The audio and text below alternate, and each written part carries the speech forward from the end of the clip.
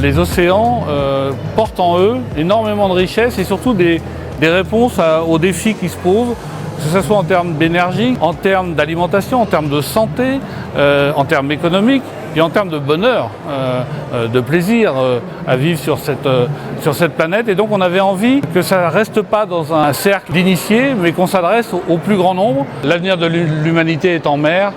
Et ben voilà, c'est ça qu'on veut faire passer de manière la plus agréable possible.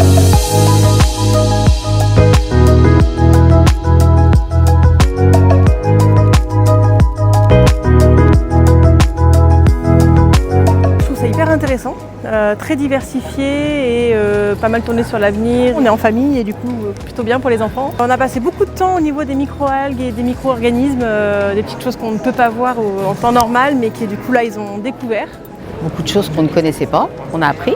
Tout ce qui est en 3D, on n'a pas manqué ça. Tout le parcours d'entreprise qui contribue au développement de la mer et à sa préservation nous a beaucoup attirés.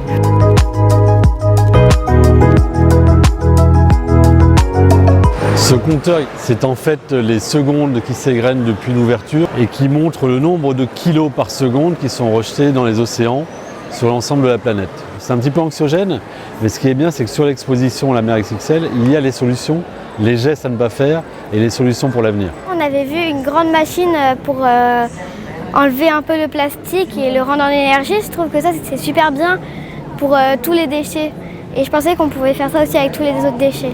C'est le deuxième poumon de la planète, il y a l'Amazonie mais il y a aussi les océans et c'est essentiel que les gens qui ici vivent pas vraiment à côté de la mer mais un petit peu quand même soient sensibilisés à ça.